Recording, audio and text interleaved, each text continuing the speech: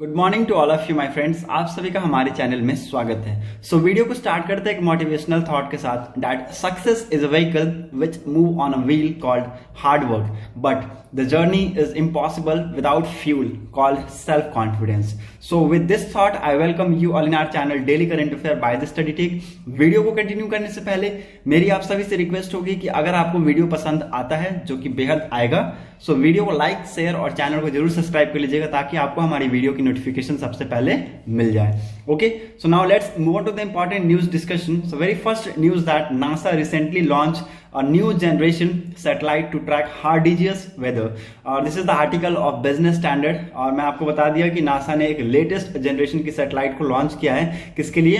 हार्ड-DGS weather condition को predict करने के लिए इस सैटेलाइट को लॉन्च किया गया है। ठीक है, ये गोज आर की सीरीज है। गोज आर क्या है मैं आपको बता देता हूँ। गोज आर क्या है? गोज आर, और इसका सैटेलाइट जो अभी रिसेंटली लॉन्च किया गया है ये गोज टी है। ठीक है, गोज टी। गोज का फुल फॉर्म क्या है? Geo stationery.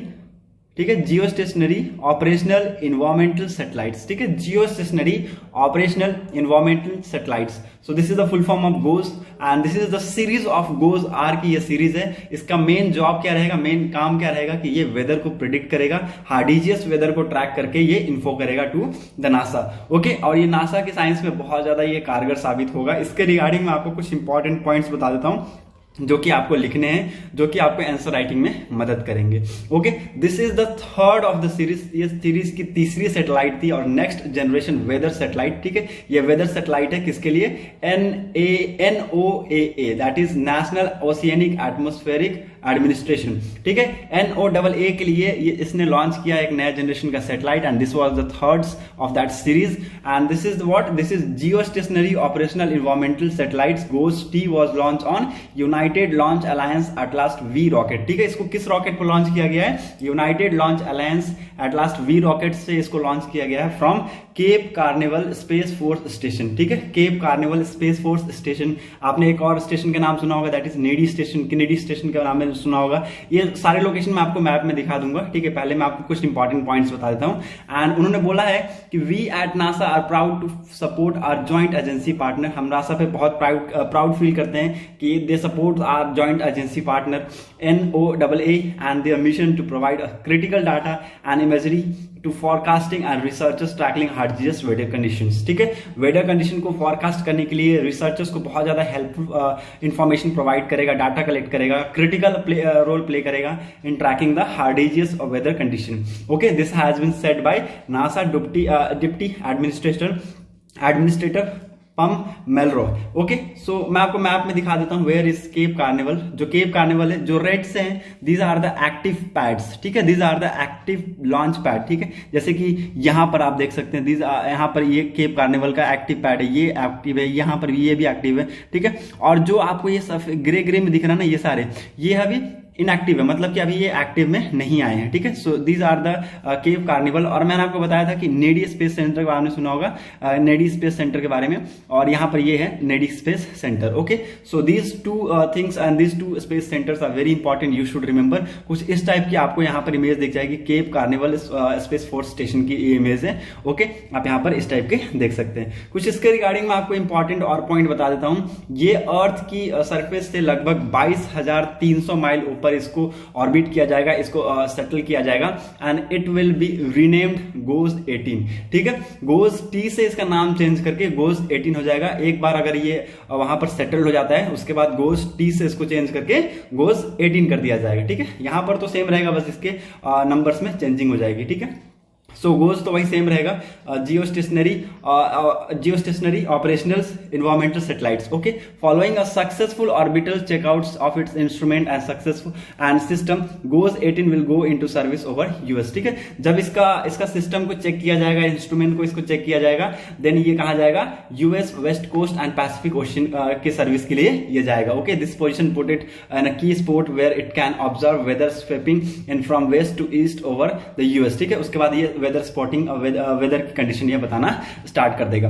This launch continue a 48 year history of NOAA, NASA, industries and academia working together on Jio stationery satellite observations. ठीक है, बहुत सालों से ये काम कर रहे हैं इसके ऊपर। ठीक है, जियो स्टेशनरी सैटेलाइट्स ऑब्जर्वेशंस के ऊपर बहुत सालों से काम कर रहे हैं, और this is the history of NOAA, NASA and industry and academia. Okay, so GOES satellites help us every day, बहुत ज्यादा ये हर दिन का हमें इंफॉर्मेशन प्रोवाइड कराएगा with new capabilities to help forecaster better monitor and predict dangerous environmental conditions like hurricanes, thunderstorm, floods, fire. ठीक है, सो कुछ इस टाइप की कंडीशन को ये पहले से ही बताएगा। ठीक है, डाटा को पहले से ही ये भेज देगा। ठीक है, सो ये बेस्ट मॉनिटरिंग डिवाइस को बताया जा रहा है इसको। ठीक है, so this is very important, you should know that NASA has recently launch a new generation satellite to track hazardous weather condition. Now move on to the next important question, that is 148 aircraft to display IAF power at Vayu Shakti on 7th March। ठीक है, this is the article of Hindustan times, जहां पर बताई जा रही है कि लगभग 148 एयरक्राफ्ट पार्टिसिपेट करने वाले हैं, and they will going to show their potential and capabilities. Indian air force की पावर दिखाएंगे कहां पर, वायु शक्ति। एक एक्सरसाइज कंडक्ट कराई जा रही है, और ये कब होगी, ऑन 7th of March को एक्सरसाइज कंडक्ट कराई जाएगी। बहुत ही इंपॉर्टेंट ये एक्सरसाइज है, because from India or Indian prime minister Narendra Modi will be the chief guest for this event. He will become the chief guest, ये चीफ गेस्ट बनेंगे इस इवेंट के। Okay, so this is very important which you should know. Vayu Shakti एक बहुत ही biggest exercise है Indian air force की। ठीक है, it is one of the biggest exercise of Indian air force which held every 3 years। ठीक है, हर 3 साल में ये एक्सरसाइज होता है to showcase the India's air power. ठीक है, इंडिया की एयर पावर को शो करने के लिए इस एक्सरसाइज को कंडक्ट कराया जाता है, वायु शक्ति को। ओके, और इस साल बहुत ही इंपॉर्टेंट ये एक्सरसाइज क्यों है, क्योंकि हमारे Indian prime minister Narendra Modi will be the chief guest of this event for this time. इस बार वो हमारे prime minister Narendra Modi ji chief guest बने हैं। Okay, and the exercise is being held in the backdrop. ठीक है, ये 2020 से जब इंडिया और चाइना के बीच में जो हम स्टैंड ऑफ देख रहे हैं लद्दाख सेक्टर में, उसके रिगार्डिंग ये एक्सरसाइज कंडक्ट कराया जा रहा है। हाई टेम्पो ऑपरेशन हमें वहां पर देखने को मिल रहा है लद्दाख सेक्टर में, और ये हम लोग देख रहे हैं 2020 के बाद से। ओके, इसमें लगभग कितना मैं बता दूं, 109 jet fighters, 24 helicopters and 7 transport planes among the aircraft will participate in the drill. ठीक है, लिख लीजिए, बहुत इंपॉर्टेंट, आपसे पूछा जाएगा कि कितने जेट फाइटर्स थे, कितने हेलीकॉप्टर्स थे, कितने ट्रांसपोर्ट प्लेन थे, तो आपको बताने होंगे। ठीक है, और अगर आप नहीं बता पाए तो may be you will be rejected from there. Okay, so 109 fighter jets, 24 helicopter and 7 transport planes over there, and they will be going to part in this drill. The objective of this exercise is to showcase the capability of Indian Air Force. Okay, मैं आपको बताया कि हर 3 साल में ये exercise conduct कराई जाती है, and it is the one of the biggest exercise to showcase their capabilities, potential दिखाएंगे इंडियन एयरफोर्स की, to conduct full spectrum operation. It will also demonstrate Indian Air Force capabilities to defend vital areas and point B by employing surface to air guided weapons. ठीक है, सो employ करेंगे यहाँ पर surface to air guided weapons को भी employ किया जाएगा। ओके, एंड इसका जो लास्ट एडिशन हुआ था 2019 16 फरवरी को इसकी लास्ट एडिशन हुई थी। Okay, 10 days before IAF bombed जैसे मोहम्मद टारगेट इन पाकिस्तान बालाकोट। ठीक है, उससे 10 दिन पहले ही ये कंडक्ट कराई गई थी, जब इंडियन एयरफोर्स ने जैसे मोहम्मद पे टारगेट किया था इन बालाकोट पाकिस्तान में। Okay, this is very important, since then Indian air force ने strengthened it combat potential significantly, and with induction of Rafale jet arms with potent beyond visual range missiles, S-400 Triumph air defense missile system। ठीक है, उसके बाद से हमने अपनी Indian air force को लगभग हमेशा से बढ़ाते ही रहा है। ठीक है, 2019 में अब जब हमने 10 दिन पहले ये अटैक, जब हमने एक्सरसाइज कराया था, उसके बाद से हमने देखा है कि इंडियन एयरफोर्स की जो ताकत है दुगनी हो गई थी। ठीक है, हमने पोटेंशियल कैपेबिलिटीज को, हमने अपनी हर एक चीज में जो इंडियन एयरफोर्स को स्ट्रेंथन करेगा, हमने जैसे कि रफाल जेट परचेज किए। ठीक है, और S-400 Triumf air defence missile system को हमने परचेज किया। Medium range surface to air missile हमारे पास हैं, smart air to ground weapons हमारे पास हैं। So these things makes defence को बहुत ज्यादा ये मजबूत बनाती है, इंडियन एयरफोर्स को एक बहुत ही ज्यादा मजबूत पकड़ इसके से मिल जाता है। Okay, so the exercise allow country man to see for themselves how potent the nation's air force is. ठीक है, so it will also allow the country man to see they for themselves हमारी जो एयरफोर्स है वो कितनी ताकतवर है, ये भी उनको पता चलेगा। और अगर ऐसा है तो क्या होंगे, जो दुश्मन देश है वो हम पर हमला करने से पहले 10 बार सोचेंगे। क्यों सोचेंगे? क्योंकि हमारे पास इतनी पोटेंशियलिटी है, इतनी कैपेबिलिटीज है, तो एक बार के लिए वो सोचेंगे कि हम अगर हमला करते तो क्या पता इनकी जो एयरफोर्स है अगर हम पर अगर टूट पड़ी तो हमारे लिए मुश्किल हो जाएगा जीना, हमें यहाँ से भागना पड़ जाएगा। ठीक है, so these things make very pleasures. Okay, so this is the article of Hindustan times which you should remember that 148 aircraft is going to be participate in Indian Air Force power at Vayu Shakti on 7th of March. Now move on to the next important that is questions हमारे लिए बहुत important हो जाते हैं।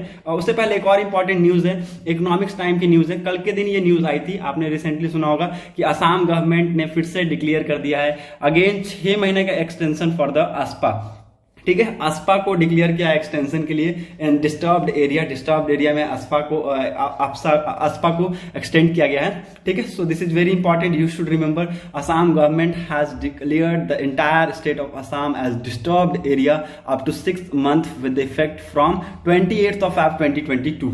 ठीक है, 2022-28 फरवरी से ये इफेक्ट में आया हुआ है। ठीक है, और इन्होंने एंटायर स्टेट को एज अ डिस्टर्ब एरिया घोषित कर दिया है। ओके, ASPA एक्ट के तहत, ठीक है, armed force special power act 1958 में ये आया था, उसके अंतर्गत ये इन्होंने ये फैसला लिया है। ठीक है, Assam chief minister Himanta Biswa Sarma in January this year had said that debate on armed force special power act 1958 ASPA will be over and there will be some good news by March this year. ठीक है, अभी इसके ऊपर जो debate चल रही थी, ठीक है, डिस्प्यूट्स चल रहे थे, वो खत्म हो गई है और हमको आगे मार्च में कुछ अच्छे न्यूज हमने यहाँ से देखने को चांसेस है। ठीक है, 1958 में ये बनकर आया था ASPA। Okay, you should remember. और रिसेंटली असम गवर्नमेंट ने क्या किया है, पूरे असम जो स्टेट है उसको डिक्लेयर किया as a state area up to the next 6 month. Okay, now move on to the important questions के ऊपर हम लोग मूव करते हैं क्योंकि क्वेश्चंस हमारे लिए बहुत ही इंपॉर्टेंट हैं। ओके, 2 ही 3 क्वेश्चन है लेकिन बहुत ज्यादा इंपॉर्टेंट है। Okay, which international institutions approve a mandate to the draft global plastic treaty? किस इंटरनेशनल इंस्टीट्यूशन ने अप्रूव दिया है ग्लोबल प्लास्टिक ट्रीटी को? These are the option in front of you. A UNFCCC and B UN Environmental Assembly, C IPCC and D WWF. These are the options. I'm going to give the answer. B will be the answer of this question. United National Environmental Assembly ने इसको अभी recently with 175 member countries के साथ मिलकर इन्होंने sign किया है to bind its legally binding for the signatory to end plastic pollution. ठीक है, इन्होंने मिलकर शपथ लिया है कि हम लोग प्लास्टिक पॉल्यूशन को खत्म करने का सर्वनाश करेंगे हम इसका। ठीक है, क्योंकि प्लास्टिक पॉल्यूशन बहुत ज्यादा कंट्रीब्यूट कर रहा है इन पॉल्यूशन को बहुत ज्यादा एक्सटेंड कर रहा है। ठीक है, बहुत ज्यादा इससे हेल्थ हजार्ड्स बहुत ज्यादा देखने को मिले हैं। ठीक है, लोगों के बीच में बहुत ज्यादा हेल्थ से लेकर सीरियस इश्यूज इसके रिगार्डिंग सामने आई है। ठीक है, सो 175 मेंबर कंट्रीज ने मिलकर साइन किया है कि they are going to end the plastic pollution. Okay, global plastic treaty will be drafted and rectified in next 2 year. अगले 2 साल में ग्लोबल प्लास्टिक ट्रीटी को ड्राफ्ट किया जाएगा और रेक्टिफाई किया जाएगा। The mandates recommended measures to tackle plastics productions and address the toxic burden of plastic. Okay, so mandates में क्या रिकमेंड किया है कि जो हमें किससे लड़ना है, प्लास्टिक प्रोडक्शन। जैसे मान लीजिए, ठीक है, प्लास्टिक कैसे बाजार में आ रहे हैं, ठीक है, उसका प्रोडक्शन हो रहा है। ऑफकोर्स अगर प्रोडक्शन को अगर हम लोग रोक देंगे तो मार्केट में प्लास्टिक आना बंद हो जाएगा। तो अगर मार्केट में प्लास्टिक आएगा नहीं तो वो हमने समझ लीजिए कि वहां पर हमने कुछ काम किया। ठीक है, सो उसके रिगार्डिंग हम प्लास्टिक को कम करेंगे। जब प्लास्टिक लोग यूज नहीं करेंगे तो प्लास्टिक का पॉल्यूशन हमें कम देखने को मिलेगा और उसकी जो टॉक्सिक बर्डन है ना उस प्लास्टिक की, उसको भी एड्रेस करने का इन्होंने निर्णय लिया है। Okay, so this treaty global plastic treaty has been recently approved by United Nation environmental assembly. B will be the answer of this question. Now move on to the next important question that how Indians view gender role in families and society is a report released by which institutions? ये एक report है, ठीक है, ये question नहीं है, ये एक रिपोर्ट है।